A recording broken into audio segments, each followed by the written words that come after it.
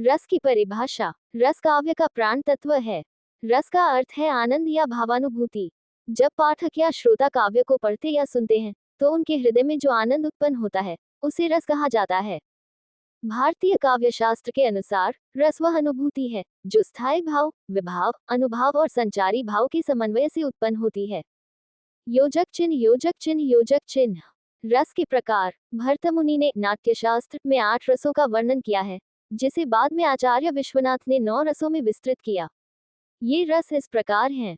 1. श्रृंगार रस, प्रेम और सौंदर्य। स्थायी भाव, रति प्रेम। उदाहरण, राधा कृष्ण का प्रेम। 2. वीर रस, साहस। स्थायी भाव, उत्साह। उदाहरण, महाराणा प्रताप की वीरता। 3. करुण रस, दया। स्थायी भाव, शोक। उदाहरण, अभिमन्यु वध का वर्णन। 4. रौद्र रस, क्रोध। स्थायी भाव, क्रोध। उदाहरण, महाभारत में भीम का दुर्योधन पर क्रोध। 5. हास्य रस, हंसी। स्थायी भाव, हास मजाक। उदाहरण, बिरबल की चतुराई की कहानियां। 6. भयानक रस, डर। स्थायी भाव, भय। उदाहरण, किसी अंधेरी रात में भूत प्रेत की कहानी। 7. बीभत्स रस, घृणा। स्थायी भाव, जुगुप्सा। उदाहरण, युद्ध में कटे हुए शवों का दृश्य।